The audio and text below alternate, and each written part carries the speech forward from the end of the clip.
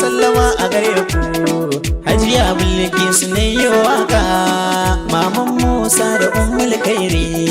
Kin zama garkuwa tsakanin al'umma, kin zama ginshiki tsakanin al'umma, kin kaɗa damuwa tsakanin al'umma, kin zamto majingina gun al'umma. Mama mahassadan ki fara wanki, ai ko ba su san ki dole su kyale ki. Tun ba kyanin su tare su zage ki, in kuma kin iso su faɗi su gaishe ki. Allah ya tsaya gaban ki da bayan ki, zai kare ki sharrika na magautanki. Ya rabana da aljani ba a riba, kowaye hakan ya kwana da mamaki. Gani da nawa ban zuwa kallar dangi, gani da inna ne ba zan kuma kuka ba, gani da baba ai ba zan kuma kara ba. Yara ku zo mu gaida mai gaishe mu, ko da in makai ba zai amsawa ba. Kaga magauci bai kama da masoyi ba, kaga masoyi bai kama da magauci ba. Hajiya bilki suna gaishe ki, alkhairin da kika yi mana mun gode. Dukkanin mahassada sai sun harɗe, Allah ne ya baki sai an biki. Duk mai hassadar ki sai ya kaskanta, duk mai ja da ke ko za ya wulakanta. Duk mai gangare ki sai ya tozarta, tashin hankali ko zai kuma fuskanta. Dukkan rayuwarsa sai ya gigita, in bai hankali ba sai ya dimauta, in kuma ya matsa a kai za ya jigata. Ya rabana da aljani ba a riba, kowaye hakan ya kwana da mamaki. Hajiya bilki suna gaishe ki, ya Allah gwani ya ɗaukaka girmanki, ya Allah gwani ya ɗaukaka sunanki. Ke da wa'anda ne suke kuma ƙaunar ki, ai ke ce amarya ke ce fawar gida. Komai kyakka ce ba a gayayya, wanke hali na mamu sai dai tarbiyya. Ai dukkan gwagwarmaya ke kin jure, duk mai hassada da ke zai sha kunya. Kai ya gaskade yana abu san hanya, kai da uwar gida ga Alhaji Ismail. Mama Abdulaziz muna da gaishe ki, maman Aisha ilahu ya kare ki.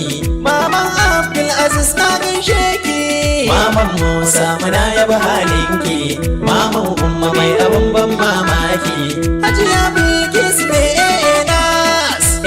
Nas Foundation na garin Jaji, babban kamfani abin farin al'umma, kuma mai gaskiya da tsoron Allah. Kalami ce tsakar rawan na ba shakka, jamu mu je mu hassada sai sun barki. An shaida gurin da gasa da zumunci, mun shaida Bilkisu ai ba da butulci, mun shaida Bilkisu hali na karamci, mun shaida Bilkisu ba ta zalunci. Hakun gaskiya akwai ta da adalci, ba da shiri da wanda ke da munafinci. Kowa yi gamo da ke shi ya dace, za ta yi kokarin ta sai ta cece ka, ba ta barin abin da duk zai kware ka. Ai kyawun halinta ni ma shaida ne, tarayyar kuda abun ban mamaki. Dai maka kokari fagen harkar waka, dan ta bani ta saka kuma an bani. Babu hayaniya bare ta da musoma, komai ta yi ne domin Allah. Dai mini ba dan kida ko waka ba, komai ta yi ne dan soyayya, ba wai dan tarin kaboranta ma ba.